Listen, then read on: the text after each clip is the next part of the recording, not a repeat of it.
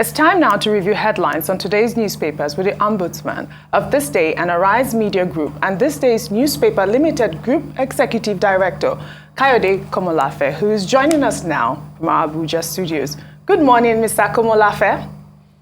Good morning, KK. Good morning, Oji. Good morning. Good morning, Steve. Good morning, KK. Hope Abuja is good. And thanks for... Abuja is cool. Okay. And thanks for the insight you gave on the policy director in the creative sector. Okay, thank you. We cannot actually wait for this your forthcoming book, to actually illuminate this in the sector. Thank you so much. Yeah. Thank you, KK. Thank you. All right, so we proceed with the newspaper review. As always, with This Day on Sunday. 4-5 key stories here. The lead says Obi Labour Party Fume as thugs attack supporters in Lagos. The Riders LP Labour Party urges international community to hold APC Sanwo-Olu responsible. Emilokan personal agreement between Tinubu, Buhari, says Adebanjo. Lagos APC allegation baseless, irresponsible. Police vow to fish out perpetrators. And on top of that story is the story on page 5. Military denies planning to disrupt elections, plotting coup. And the Riders are illuminating as well. Debunks alleged meeting with presidential candidate to consummate plot. Insists security establishment will not plot against democratic governance. Allegation highly irresponsible. APC campaign in panic mode, says PDP. And on top of the masthead, Supreme Court replies critics, says its silence must not be taken for weakness or cowardice. That's on page 8 of today's This Day. On the window is the story from CBN. CBN debunks misleading report, says NSPMC has capacity to produce new banknotes. Insists it's working to boost circulation nationwide. De La Rue of UK doesn't produce or supply currency paper. NSPMC clarifies. That's from the CBN and the NSPMC. Last but not the least, KK, is the story on page 10 of today's This Day. In Kebbi, Tinubu promises to boost agriculture, revive Hargungu Fishing Festival. Those are the stories, KK, for your kind analysis. Thank you, Steve. You're welcome. The lead story of This Day, to say that it's disturbing is to put it in the mildest form.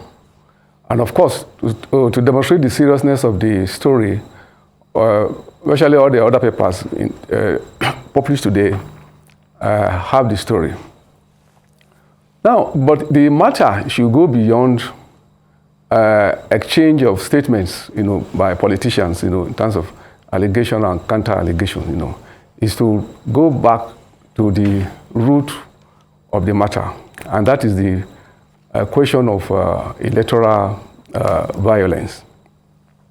Now, the Peace Committee, the Peace Committee on Elections, headed by the former head of state, General Absalom Abubakar, already has succeeded in getting all the presidential candidates to sign the accord.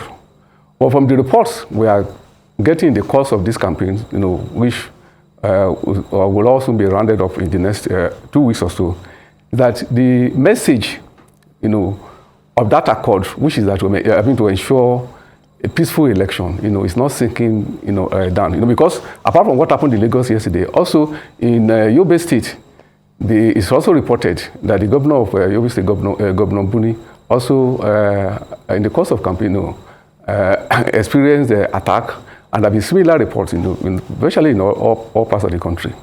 Now, this should take us back to the basics. After the 2011 election, which was reported as being perhaps the most violent, in history, there are scores of people killed and the rest. The government of President Jonathan Goodluck set up the Sheikh Ahmadu Sheikh Ahmadu Lemu panel, made up of 26 distinguished Nigerians. That committee, made recommendations, on how to curb electoral violence. And when you talk about electoral violence, you're talking of violence in the whole process of election. That is before the election, like we're having now during the campaigns, on the date of the election itself, and after the election results, are announced, that you should keep it, quite free. That committee submitted a report to President Jonathan in 2011. The government of President Jonathan did the right thing in issuing a white paper on it. But today, none of those recommendations have been implemented. Before then, you have the Chief Justice Ways Commission, which also looked at the matter of election following the 2011 election. That one was set up by President Yaradua, who actually won the 2007 election. Now, one of the major recommendations of the Ways report is that government should set up, what we call the Electoral Offences Tribunal, that they have a commission to look into matters of electoral tribunal. The reason for this is that, yes, INEC is the regulator of election, but INEC does not have the capacity to be able to tackle all issues relating to election, especially violence, the issue of violence. Now, the justice, that recommendation, since it was made, you have had about 3 presidents or so. No president has thought it fit to implement the election. Now, for those who are talking of President Buhari, leaving a legacy of free, credible election, I think the best way President Buhari can actually, in a more, substantive way, in a more, sustainable way, a legacy of a free, peaceful and credible election, is to implement that aspect of the Ways Commission at least. Okay. That is having the Electoral Offences Tribunal. Because, yes, let me just finish, Oji, if this is just the only point I'm going to make. Because the reason why you have these things happening is because people, there are reports of electoral violence, but nobody is held to account. Nobody is punished. So, like in the case of Lagos yesterday, okay, all we would say is that, okay, the police should do its work, should actually get, and get it investigated, that crimes committed, that those who are responsible should be punished, and the same thing you say of the violence reported in other parts of the country. So, but beyond that is the question of government implementing that recommendation on the establishment of electoral violence, electoral. A commission, against electoral violence, we should be able to take it and then to become an institution, and then so that we'll be able to implement that policy on a more sustainable way. All right, Mr. Komolafe, because of time, we're going to go through a bunch of papers really quickly. First up is This Day Style. The cover picture there is Wizkid, obviously. It's a recap of Arise Fashion Week and Jazz Festival, a celebration of style and music.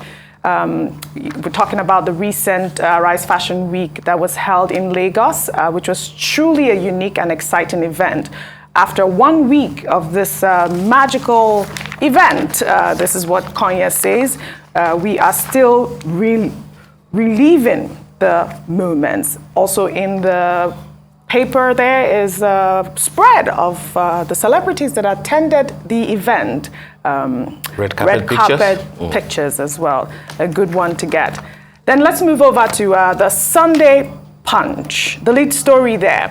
CBN, top officials meet Monday over Naira crisis. Naira crisis. The riders there. Apex Bank to review Council of State's advice on old notes circulation. Banks cancel Saturday, Sunday operation, filling stations. Traders reject old notes. We will down tools if attacks persist. Bank workers, unions threaten. And on top of the masthead there, 13 days to election. Atiku, Tinubu, Obi boast of victory. Another story there, military won't plot against democracy, says Defense Headquarters. And on The Guardian, I believe that there's a response from the CBN, Emefiele. The CBN governor says CBN has the capacity to meet Naira demands. And the lead story there, 2023 election, federal government vows to secure states against peddlers of violence. All right, and if you can add the lead of today's Sunday Tribune to it, KK, presidential election, North has chosen its candidates. That's from Ango Abdullahi, one of the leaders of the Northern Elders Forum, who says that 5 candidates were screened and that they have chosen their candidate. And the writer there says leadership position is not shared the way you share biscuit or cake. That's on page 11 of today's National Tribune. And one other story, we have delivered on our promises to Nigerians, Buhari declares. And then ahead elections, Atiku's campaign alerts public to APC's alleged lies. APC PCC explains media attacks on Tinubu. That's on page 4 of Sunday Tribune. Those are the stories that you can take a white canvas to look at, KK, before we wrap it up. Yeah, quickly, I think a story on the cash scarcity, in the land, is also prominent in all the newspapers.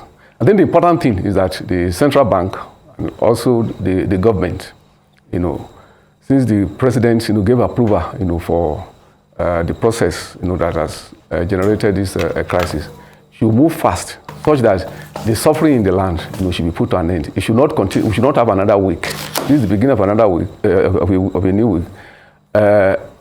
We shouldn't have another week of people in a queuing up and tension in the land and attacks, on angry customers, on banks and the rest, so that this crisis should be arrested this week. It's good. The assurance has been given by the central bank that is at the capacity to deliver cash, and I think that is all that customers, are asking for, so that those who have their money, already deposited in the bank, when they need it, they can go there with ease without any problem. So we hope that this crisis will be put to an end, this week. All right. Thank you, KK. That's quick and sharp, and of course straight to the point. Right. Thank you so much, and we do hope that you enjoy the rest of your time in Abuja.